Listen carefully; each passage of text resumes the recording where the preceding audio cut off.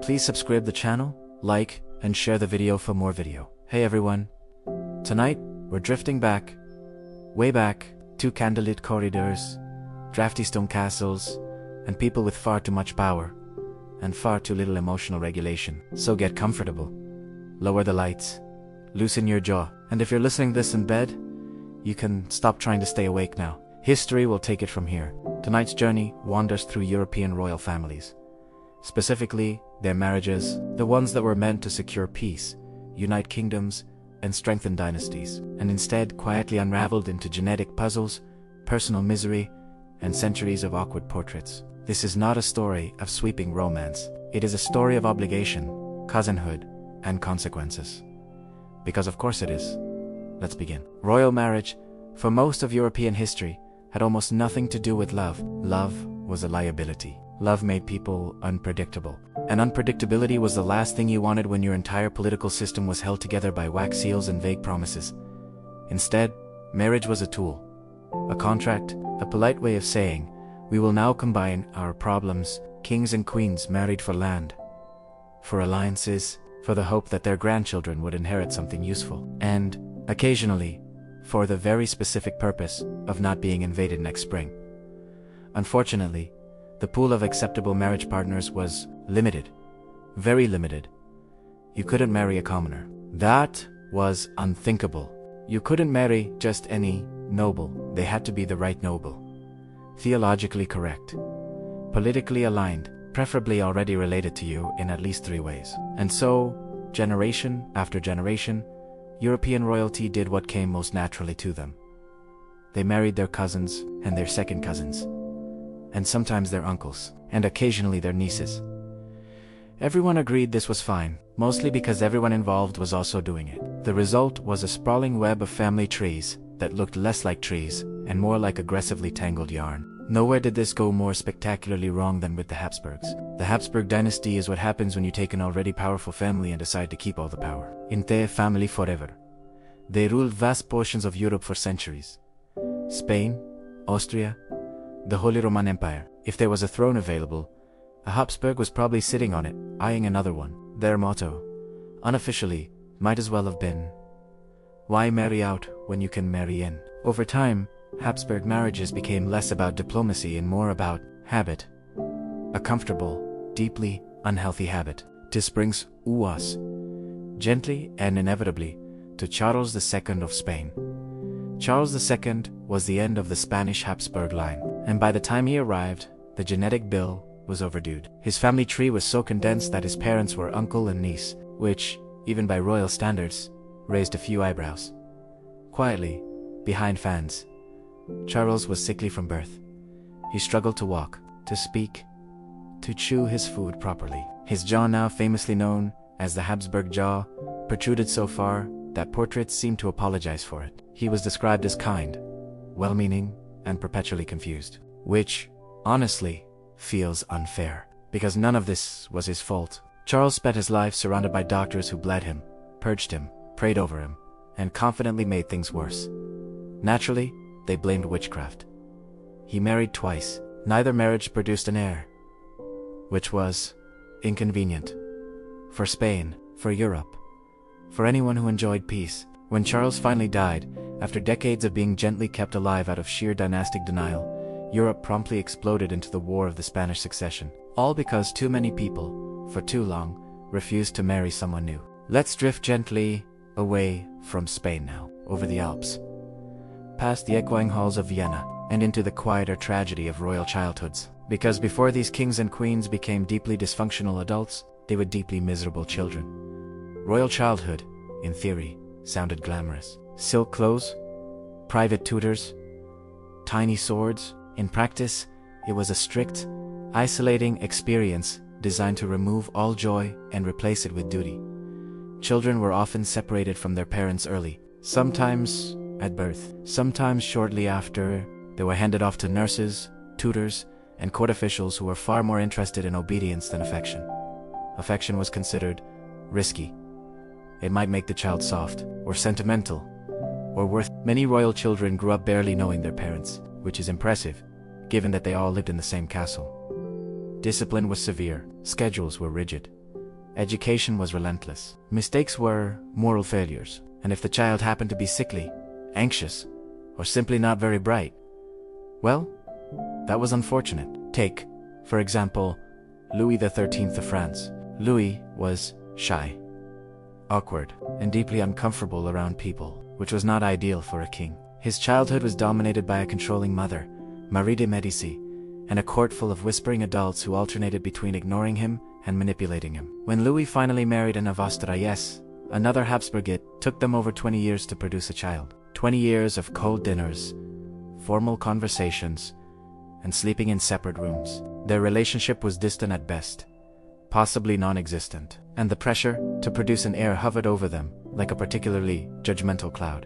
When Anne finally gave birth to the future Louis XIV, everyone collectively and then immediately began projecting their unresolved issues onto him. Which brings us, softly, to pet, because if there is one thing European monarchs excelled at, besides incest and elaborate hats, it was being petty. Royal pettiness was not small. It was grand, institutional, capable of reshaping borders.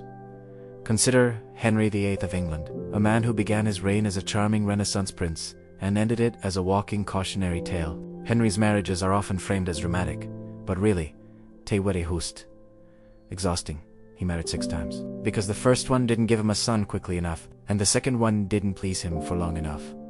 And the third one died, which was inconvenient, but forgivable. The others followed in rapid succession: divorced, beheaded, died, divorced, beheaded, survived. It sounds exciting. It wasn't. It was mostly paperwork, paranoia, and increasingly bad decisions. Henry's obsession with a male heir reshaped England's religion. Entire monasteries were dissolved. Churches were looted, all because one man was very determined not to accept biology. Naturally, his long-desired son, Edward VI, was sick and died young, which left the throne to his daughters, the ones he had spent years declaring illegitimate. History has a quiet sense of humor like that. Now let's slow things down again. Lower the volume. Let your thoughts drift. Royal marriages were rarely happy, but they were often deeply lonely. Many queens were sent to foreign courts as teenagers. They didn't speak the language. They didn't know the customs. They were expected to produce children immediately, and if they failed, they were blamed. Always, infertility was assumed to be the woman's fault, even when the king was visibly unwell, emotionally unstable, or married to 3 other women with the same result. Queens lived under constant scrutiny. Their bodies were political objects, their pregnancies public events. Miscarriages were mourned privately. Failures were remembered publicly. Some queens turned inward. Some turned bitter. Some turned deeply religious. And some simply faded. One such figure was Joanna of Castile, known to history as Joanna the Mad. Joanna was intelligent, sensitive, and married to Philip the Handsome. He was charming, unfaithful, and not especially interested in her beyond what she represented politically. Joanna loved him intensely, desperately. When Philip died suddenly, Joanna's grief was profound. Too profound, according to the people around her. Her mourning was labeled madness. Her sorrow became pathology, and her political, inconvenient emotions became justification. She spent much of her life confined, declared unfit to rule, a queen in name only, because a grieving woman was far more dangerous than an absent husband. As we continue the series, we'll drift deeper into these lives, into the quiet corridors, the unhappy nurseries, the marriages that were doomed before the vows were finished echoing. But for now, you can let your thoughts soften. Let the details blur at the edges.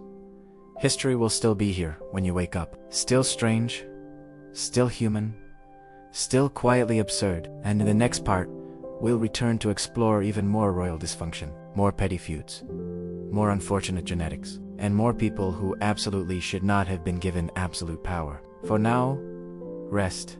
You've earned it. Welcome back. Or, if you never really left, that's fine too. History understands. If you've shifted in your chair, pulled the blanket a little higher, or stared at the ceiling wondering why all these people were allowed to run countries, you're doing this correctly. Let's drift on. When royal families married, they didn't just unite two people. They merged expectations, anxieties, and deeply incompatible personalities. Often, the bride and groom met for the first time on their wedding day. Occasionally, a few days before. Sometimes, Not even that portraits were exchanged in advance. These portraits were optimistic. Very optimistic. Artists were encouraged to soften features, hide flaws, reimagine reality. A royal might agree to a marriage based on a painting, only to discover later that the real person looked nothing like it. This was not considered fraud. This was considered unfortunate. One of the most famous cases was Anne of Cleves. Anne was chosen as Henry VIII, his fourth wife. He approved her portrait enthusiastically, because, of course he did. When Anne arrived in England, Henry was disappointed, deeply, instantly. He later claimed he found her unattractive. Historians suspect the issue was less Anne's appearance and more Henry's expectations colliding with reality. The marriage was never consummated. Henry made sure everyone knew this. Repeatedly, Anne, to her credit, handled the situation with remarkable calm. She agreed to and accepted a generous settlement, and lived comfortably for the rest of her life, which, in Henry VIII's England, was practically a fairy tale ending. Let's drift further east now, into the courts of the Holy Roman Empire, a place where titles were long, authority was confusing, and everyone was related. The Holy Roman Empire was neither holy, nor Roman, nor particularly an empire. Voltaire said that, and he wasn't wrong, it was a patchwork of territories ruled by princes, bishops, and emperors who spent most of their time negotiating marriages and arguing over precedents. Marriage here was everything. It decided who inherited what, who outranked whom, who sat closer to the emperor at dinner, and dinner seating, for the record, mattered deeply. Empresses often found themselves trapped in ceremonial lives of endless rituals. They were crowned, blessed, displayed, then expected to produce heirs while smiling politely. Many didn't survive childbirth. Others survived, but not intact. Maria Anna of Spain married her cousin, Ferdinand IV. She gave birth repeatedly, lost children repeatedly, and died young. This pattern was so common that it barely registered as tragedy anymore. It was simply expected. Royal women were praised for endurance, for obedience, for silence. And when they failed or simply broke under the pressure, they were quietly removed from influence. Sometimes locked away, sometimes sent to convents, sometimes erased from memory. Now let's gently return to childhood, because royal dysfunction didn't begin at the altar. Royal children were raised with the knowledge that they were important, but not special. Their lives were planned from birth. Sometimes, before birth, their futures were already spoken for. A prince existed to rule. A princess existed to marry. Individual desires were irrelevant. Individual personalities inconvenient. Take Charles IX of France. Charles was crowned king at the age of 10, which is too young to rule anything more complicated than a small dog. He grew up surrounded by violence, religious wars, court intrigue. Anna Motter Catherine de Medici, who controlled nearly every aspect of his life. Charles was anxious, prone to mood swings, plagued by guilt. When the Saint Bartholomew's Day massacre occurred at Brûle-les-Vins, where thousands of Protestants were killed, Charles spent the rest of his life haunted by it. Et yet, young ill, regretful, and exhausted. Royal power aged people quickly, especially children. Let's soften the focus now. Let the details blur. Another favorite royal pastime was passive aggression. Elaborate, sustained, multi-generational. Consider the Spanish and French courts. They hated each other politely. Every marriage between them was framed as reconciliation. Every one reopened old wounds. Queens were often caught in the middle, expected to be loyal to their birth family and their new country. Simultaneously, this was impossible. Marie Antoinette is the most famous example. An Austrian archduchess sent to France as a teenager. She was 14, removed from everything familiar, told to forget her old identity. Her marriage to Louis XVI was awkward. Louis was shy, inexperienced, and uninterested in intimacy. Their marriage went unconsummated for years, the court whispered, relentlessly. Marie Antoinette was blamed. Of course she was. She sought distraction, friends, fashion, private amusements. History later accused her of excess, of cruelty, of detachment. In reality, she was lonely, bored, and painfully young. When the revolution came, none of that mattered. Royal marriages did not protect queens when the world turned against them. They rarely protected anyone. Now let's drift to a quieter figure. Frederick V of Denmark married Louise of Great Britain. Their marriage was calm, uneventful, which made it unusual. They respected each other, they had children, they ruled competently. And because of this, history mostly ignored them. Contentment is not memorable. Misery is, which brings us back to genetic misadventures. Repeated intermarriage produced not just visible traits, but hidden ones. Hemophilia, fragile immune systems, mental illness. Queen Victoria unknowingly carried the hemophilia gene. She passed it into multiple royal houses. Sons bled uncontrollably. Grandsons died from minor injuries. Entire dynasties felt the effects. This wasn't seen as a warning, it was seen as fate. Royal families rarely questioned tradition, even when tradition was clearly harming them. Instead, they doubled down, married closer, trusted familiarity because new blood was risky, unknown, and so history repeated itself. Softly, tragically, predictably. As you rest, notice how quiet this all feels.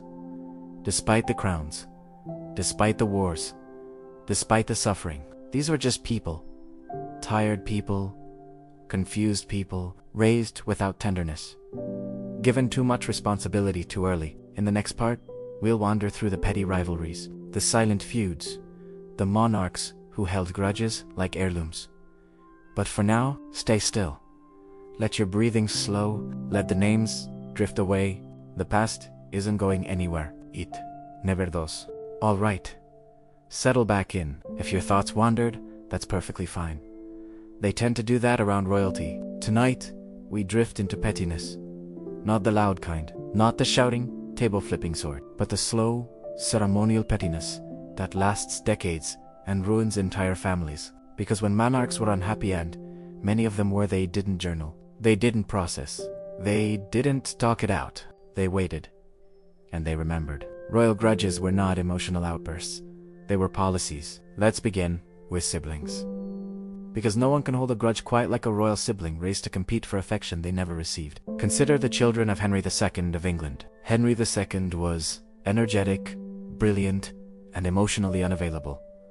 Naturally, he and Eleanor of Aquitaine had many children, and somehow managed to alienate almost all of them. His sons were raised knowing they were heirs, but never the heir. Henry II refused to relinquish power. He crowned his eldest son, also named Henry, as co-king, and then gave him nothing to actually rule.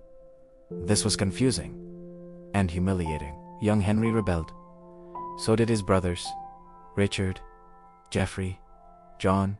They allied with their mother against their father. It was a family affair, very festive. By the time Henry II died, betrayed and exhausted, Richard became king. Richard the Lionheart. Brave, charismatic, rarely in England. While Richard was off crusading, his brother John stayed home, brooding. John felt overlooked, undervalued, and deeply resentful. When John finally became king, his resentment followed him into every decision, every interaction. He alienated nobles, lost territories, taxed aggressively, punished slights that probably only existed in his head. Eventually, the barons had enough. They forced him to sign the Magna Carta. John agreed, then immediately tried to undo it, because pettiness does not compromise. It waits. Now let's drift to France, where etiquette was a battlefield, and silence was a weapon. Louis XIV, the Sun King, is often remembered for his grandeur. Versailles, Whig's absolute power, but beneath the gold leaf was a man deeply concerned with respect. Specifically, Louis had grown up during a civil war known as the Fronde. As a child, he had been threatened, mocked, forced to flee Paris. He never forgot this. As king, he centralized power obsessively. He brought nobles to Versailles and trapped them in ritual. Who stood closest to the king? Who handed him a shirt? Who was allowed to sit? These things mattered deeply. A noble who was overlooked at a ceremony could lose influence for years, sometimes generations. Louis didn't shout. He smiled and rearranged seating charts. His marriage to Maria Theresa of Spain was distant. She bore children. Most died young. Louis took mistresses openly. The court accepted this. Quietly, Maria Theresa lived in the background. Pius ignored when she died. Louis reportedly said, "This is the first trouble she has given me," which is a sentence that feels unnecessary, even by royal standards. Now, let's slow down. Let the air settle. Another quietly bitter marriage belonged to Frederick the Great of Prussia. Frederick was intelligent, musical, sensitive. His father, Frederick William May, despised these qualities. He valued discipline, military precision, emotional repression. Frederick grew up terrified. His attempts to escape his father's control ended disastrously. One of his closest friends was executed before his eyes. Later, Frederick was forced into marriage to Elizabeth Christine. They were incompatible. They lived mostly apart. They had no children. Frederick showed her polite indifference, which may have been the kindest option available to him. Asking Frederick ruled efficiently, successfully. As a husband, he remained distant. As a person, he remained guarded. Royal childhoods often produced competent rulers and deeply lonely adults. Now let's drift toward England again, to the Stuart dynasty. James I of England believed strongly in the divine right of kings, which meant he believed God had chosen him. Personally, this belief made compromise difficult. James was also sensitive to criticism. Extremely. He clashed with Parliament constantly. Not because he needed to, but because he felt slighted. His son, Charles I, inherited this temperament and made it worse. Charles believed in authority, order, and obedience. He dismissed Parliament, ruled alone, raised taxes unilaterally. People objected. Charles did not respond well. The result was the English Civil War, which ended with Charles being executed, a king, publicly. After a trial, this shocked Europe. But really, it was the final outcome of years of stubbornness, of refusal to bend, of treating disagreement as personal betrayal. Pettiness, when scaled up, becomes tragedy. Now let's soften the edges again.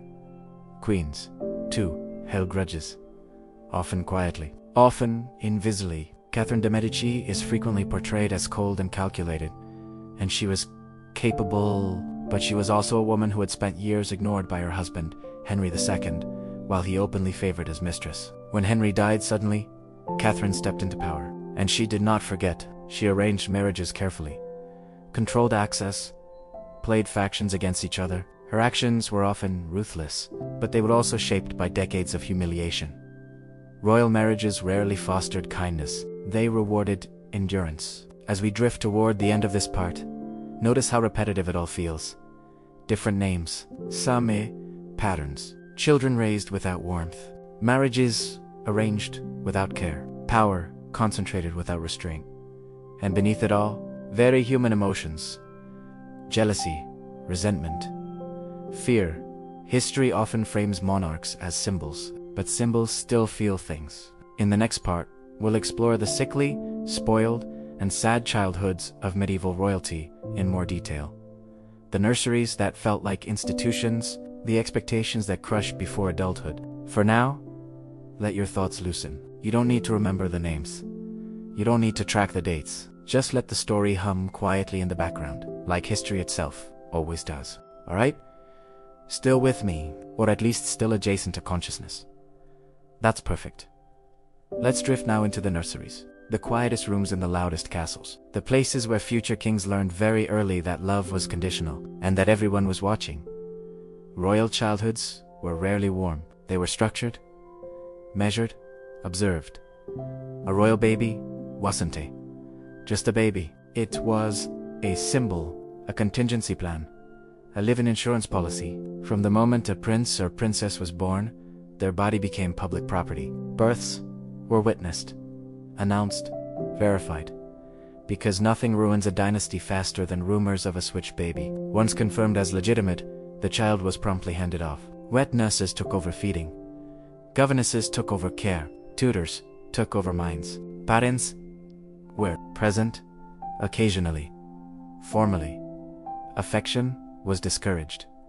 It might weaken resolve or create attachments that complicated politics later. This produced children who were obedient, polite, and emotionally malnourished. Let's begin with illness. Royal children were paradoxically fragile. Despite wealth, they lived in drafty castles, surrounded by smoke, exposed to diseases that no one understood. Medical care involved bloodletting, purging, and prayers. Many children didn't survive infancy. Those who did were often sickly. Take Edward of Westminster, the only son of Henry VI of England. Henry VI was gentle, passive, and prone to severe mental breakdowns. Edward inherited instability, possibly genetic, possibly environmental, likely both. His childhood unfolded during the Wars of the Roses, a period of constant violence. Edward was described as cruel, volatile, unpredictable. He was killed in battle as a teenager. His life was short, confused, and shaped entirely by circumstances beyond his control. Now let's drift to Spain again, because Spain never really learned to stop. Philip II of Spain was intensely devout, meticulous, and emotionally distant. His son, Don Carlos, grew up isolated and unhealthy. Carlos suffered from physical deformities and severe mental instability. He was impulsive, paranoid, and prone to violent outbursts. Philip tried in his own restrained way, but Carlos became increasingly unmanageable. Eventually, Philip had him confined. Don Carlos died shortly after, officially from illness, unofficially under suspicious circumstances. Either way, the pattern remained the same: a child born into power, raised without softness, crushed by expectation. Let's soften things again. Not all royal children were ill. Some were simply spoiled, because when love was absent, indulgence sometimes filled the gap. Young princes were indulged materially: toys, fine clothes, servants who said yes to everything. But indulgence without guidance doesn't produce happiness. It produces entitlement. Louis XV of France became king at age 5. He grew up isolated after a series of deaths wiped out much of his family. Caretakers hovered. Doctors worried. Courtiers watched. Louis survived childhood, but emotionally, he never quite arrived. As an adult, he was indecisive, detached, easily bored. He sought distraction and pleasure, mistresses, escapism. The state suffered quietly while the court carried on loudly. A lonely child had grown into a disengaged king. Now let's drift further back into the medieval period proper. Royal children were often sent away early to other courts, to monasteries, to foster households. This was meant to broaden their experience, strengthen alliances. It also ensured that many children grew up feeling displaced. Eleanor of Aquitaine sent her sons away early. She loved them, but duty came first. These children learned loyalty as a concept, not a feeling. Now consider child kings. Being crowned young sounds impressive. It wasn't. Child kings were controlled by regents, manipulated by factions, pulled in opposite directions. They learned early that trust was dangerous. Richard II of England became king at 10. His reign began with rebellion, peasant uprisings, public executions. As a child, he learned that authority required spectacle. As an adult, he ruled with paranoia and favoritism. He was eventually deposed and died in captivity. The lesson was consistent. Power without preparation produces insecurity. Insecurity produces cruelty. Queens, too, endured this childhood shaping. Princesses were raised, knowing their value lay elsewhere. In their wombs, in their marriages. Education was often limited, except in etiquette and obedience. Margaret of Anjou grew up ambitious and sharp. She was married young to Henry VI.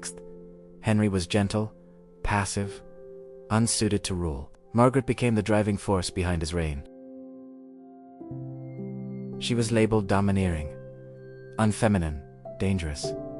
In reality, she was a woman shaped by early responsibility, forced to act because no one else would. Royal childhoods did not produce balance. They produced extremes.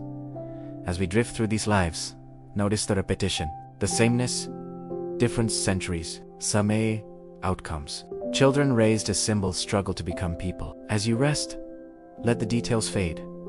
Names soften. Dates blur. All that remains is the rhythm. Birth, expectation, pressure, disappointment. In the next part, we'll gently explore how all of this marriage pettiness, childhood fed into dynastic collapse. How families rotted quietly from the inside. But for now, stay still. History isn't finished with us yet. All right, we can move on now. Gently unhurried. If part 4 lingered too long in the nursery, part 5 steps just outside the door. Not into sunlight, just into the hallway. This is where childhood turns into rule, where habits harden, where everything that was bent early stays bent. Because dynasties rarely collapse from one dramatic moment. They soften first, they thin, they fray, and most of the time, no one notices until it's too late. Royal families like to believe they were eternal, chosen, protected by God, blood, and tradition. But dynasties were fragile things. They depended on health, on fertility, on cooperation among people who often disliked one another deeply. One bad marriage could destabilize everything. One sickly heir could unravel generations of planning. And when problems appeared, royal families rarely adjusted. They insisted harder. More control, more tradition, more marriages that looked backward instead of forward. This is how rot sets in. Quietly, let's drift back to Spain again, just one last time. Because Spain is instructed. After Charles II died without an heir, Spain faced a problem it had been politely ignoring for decades. There was no clear successor. The bloodline had ended. What followed was not introspection. It was war. European powers descended like tired relatives arguing over inheritance. The War of the Spanish Succession reshaped borders, drained treasuries, killed thousands. All because no one wanted to admit, earlier, that the system itself was failing. Dynasties didn't collapse because people were cruel. They collapsed because they were rigid. Now, let's drift north to Sweden. The Vasa dynasty produced kings who were impulsive, dramatic, and poorly prepared. Gustavus Adolphus was brilliant, charismatic, a rare success. His daughter, Christina, inherited the throne as a child. Christina was intelligent, curious, restless. She disliked the expectations placed on her. Marriage, motherhood, repetition. So she refused. She abdicated, converted to Catholicism, left Sweden entirely. The dynasty continued, but something essential had cracked. Christina had done what royal children were never supposed to do. She chose herself. Most didn't. Now let's drift to France again. Softly, the Bourbon dynasty looked strong from the outside. Elegant, confident. Inside, it was tired. Louis XIV lived a very long time, long enough to outlive many of his children and grandchildren. By the time he died, the line of succession had narrowed dangerously. His successor, Louis XV, inherited a kingdom already strained. Louis XV had been a lonely child. That loneliness followed him. He ruled without enthusiasm, delegated without care. By the time his grandson, Louis XVI, came to the throne, the monarchy was brittle. It still looked impressive, but it no longer flexed. Louis XVI had grown up sheltered. Timid, well-meaning, he inherited centuries of unresolved tension, and very few tools to address it. The revolution didn't come from nowhere. It arrived in a system already hollowed out by distance, habit, and denial. Now, let's pause. Dynastic rot isn't dramatic. It's subtle. It looks like traditions followed out of obligation, not belief. It sounds like ceremonies repeated without meaning. It feels like power held without understanding why. Most royal families didn't fall because of villains. They fell because of exhaustion. Too many rules, too much expectation, too little adaptation. And beneath it all, people raised without warmth, trying to govern societies full of it. As we settle into this part, let the story slow again. No battles, no executions, just the quiet image of a throne passed down to someone who never wanted it, never understood it, and was never taught how to carry it lightly. Crowns don't fall all at once. They tilt, they wobble, they slip. And by the time they hit the floor, everyone acts surprised. In the next part, if you'd like to continue later, we can drift into the afterlives of these monarchs, how history remembered them, or didn't. But for now, rest here. The dynasties are quiet, the halls are empty, and the past, at last, has stopped demanding anything from you. Visit channel for full video.